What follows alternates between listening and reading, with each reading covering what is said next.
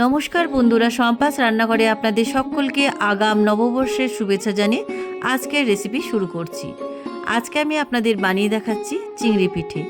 এটা একটা অনেক পুরনো দিনের রান্না, আর নববর্ষে আমরা নানা রকম রান্না করে খেয়ে থাকি, তাই এই রেসিপিটা একবার হলেও ট্রাই করে দেখতে পারেন। তাই ভিডিওটা স্কিপ না করে পুরো রেসিপিটা দেখার অনুরোধ রইল। রেসিপিটা ভালো লাগলে আমাকে কমেন্ট বক্সে কমেন্ট করে জানাবেন, ভালো লাগলে লাইক বাটনটাও প্রেস করে দেবেন, আর আপনাদের বন্ধুদের মধ্যে আমার ভিডিওটাকে শেয়ার করে দেবেন। আর আমার নতুন বন্ধুদের কাছে অনুরোধ, আমার চ্যানেলটাকে সাবস্ক্রাইব করে পাশে থাকবেন। আর আমার চ্যানেলে নতুন নতুন রেসিপি দেখার জন্য পাশে থাকা ছোট্ট বেল আইকনটাও প্রেস করে দেবেন। চলুন আর কথা না বাড়ি, কীভাবে আজকে চিংড়ি পিঠে বানাবেন রেসিপিটা দেখে নেওয়া যাক। চিংড়ি পিঠে বানানোর জন্য আমি এখানে 300 গ্রাম বাগদা চিংড়ি নিয়েছি। আপনারা যে কোনো চিংড়ি মাছগুলো নিতে পারেন।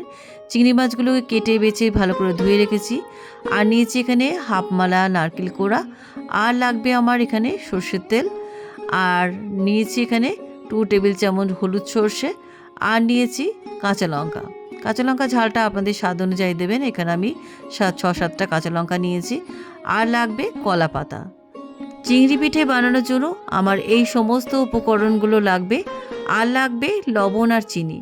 লবণ আর চিনির পরিমাণটা আমি রান্না করতে করতে আপনাদের জানিয়ে দেবো। এবার আমি প্রথমে মিক্সিতে সর্ষে, কাঁচা লঙ্কা আর নারকেল কোড়া বেটে নেব। মিক্সি জারের মধ্যে আমি দিয়ে দিলাম 2 টেবিল চামচ হলুদ সর্ষে, আর দিয়ে দিচ্ছি এর মধ্যে 6-7টা কাঁচা লঙ্কা। কাঁচা লঙ্কাগুলো একটু ফাটিয়ে দিলাম, আর কাঁচা লঙ্কা ঝালটা আপনাদের স্বাদ অনুযায়ী দেবেন। এবারে মিক্সির জারের মধ্যে দিয়ে দিচ্ছি অর্ধেক মালা নারকেল কোড়া। এবার আমি বেটে নিয়ে আপনাদের কাছে ফিরে আসছি। বাটা হয়ে গেছে, একদম মিহি করে বেটে নিয়েছি। এবার আমি এর মধ্যে চিংড়ি মাছগুলো বেটে নিচ্ছি। সর্ষে কাঁচা লঙ্কার মধ্যে চিংড়ি মাছটা আমি খুব মিহি করে বেটে নিয়েছি। দেখুন, একদম স্মুথ করে বেটে নিয়েছি।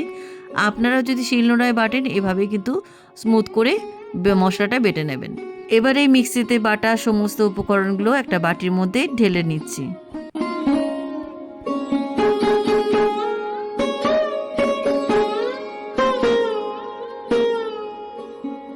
মিক্সিতে বেটে নেওয়া সমস্ত উপকরণ বাটির মধ্যে ঢেলে নিলাম।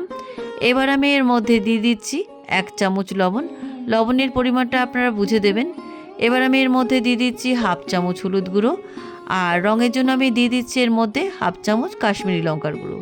আর স্বাদটা ব্যালেন্স রাখার জন্য এর মধ্যে দিয়ে দিলাম 1 চামচ চিনি। চিনিটা কিন্তু অবশ্যই দেবেন। এবার আমি এর মধ্যে দিয়ে দিলাম 2 টেবিল চামচ সর্ষের তেল। এবার এই সমস্ত উপকরণ চিংড়ি মাছের বাটার মধ্যে মিশিয়ে দিচ্ছি।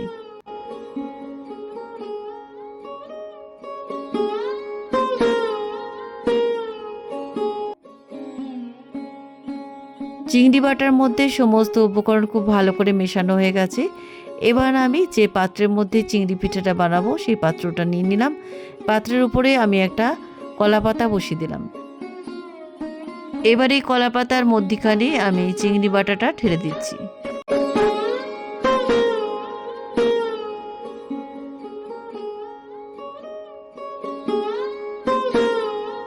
কলা পাতার মধ্যিখানে আমি চিংড়ি বাটাটা ঢেলে দিলাম। এবার হাত দিয়ে একটু চৌকো শেপ করে নিচ্ছি।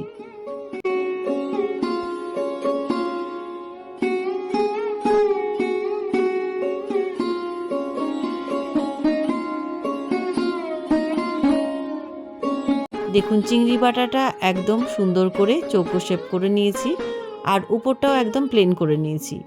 এবার উপর থেকে একটু নারকেল কোড়া আর নারকেল কুচি আর চেরা কাঁচা পাকা লঙ্কা দিয়ে আমি সুন্দর করে সাজিয়ে দিচ্ছি।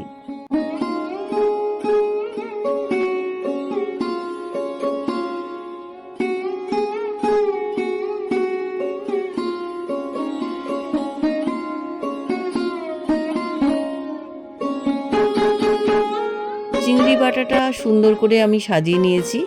এবার আমি পাত্রটাকে ডাইরেক্ট ইন্ডাকশানে বসিয়ে দিয়েছি।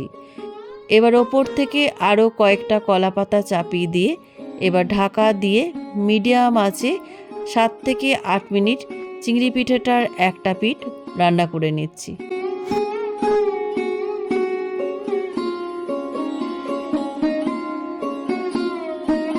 প্রায় 7 থেকে 8 মিনিট হয়ে গেছে। চিংড়ি পিঠের একটা পিঠ আমার রান্না হয়ে গেছে। এবার একটা প্লেট নিলাম, প্লেটের উপরে আমি চিংড়ি পিঠেটা উল্টে দিলাম। এবার এই উল্টানো চিংড়ি পিঠেটা আমি আবার প্যানের মধ্যে দিয়ে দিলাম। এবার এই চিংড়ি পিঠের এই পিঠটাও আমি আরও 7-8 মিনিট ঢাকা দিয়ে রান্না করে নিচ্ছি। আরও 7-8 মিনিট হয়ে গেছে, চিংড়ি পিঠেটা আমার রান্না হয়ে গেছে। দেখুন পিঠের কালারটা কত সুন্দর এসছে। এবার ইন্ডাকশান থেকে নামিয়ে একটা কাঁসার থালার উপরে আমি চিংড়ি পিঠেটা ঢেলে দিচ্ছি। পিঠেটা কিছুক্ষণ স্ট্যান্ডিং টাইমে রেখে তারপর আমি পিঠেটাকে কেটে নেব। এবার আর একটা কলা পাতার উপরে আমি চিংড়ি পিঠেটা আমি ট্রান্সফার করছি। চিংড়ি পিঠেটা একটু ঠান্ডা হওয়ার পর আমি ছুরি দিয়ে প্রথমে লম্বালম্বি করে কেটে আমি চৌকো করে কেটে নিচ্ছি। আমি এখানে চৌকো শেপ করে কেটে নিচ্ছি, আপনারা যেমন খুশি শেপ করে কেটে নিতে পারেন।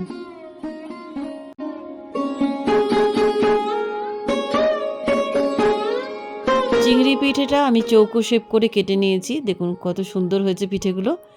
এবার একটা পাত্রের মধ্যে আমি সুন্দর করে সাজিয়ে আমি চিংড়ি পিঠে পরিবেশন করলাম। কেমন লাগলো আজকের চিংড়ি পিঠের রেসিপি? এটা একটা অনেক পুরনো দিনের রান্না, আপনারাও নববর্ষের মেনুতে এই রেসিপিটা রাখতে পারেন। রেসিপিটা কেমন লাগলো আমাকে কমেন্ট করে জানাতে ভুলবেন না। ভালো লাগলে লাইক বাটনটাও প্রেস করে দেবেন, আর আপনাদের বন্ধুদের মধ্যে আমার ভিডিওটাকে শেয়ার করে দেবেন। আর আমার নতুন বন্ধুদের কাছে অনুরোধ, আমার চ্যানেলটাকে সাবস্ক্রাইব করে পাশে থাকবেন। আর আমার চ্যানেলে নতুন নতুন রেসিপি দেখার জন্য পাশে থাকা ছোট্ট বেল আইকনটাও প্রেস করে দেবেন।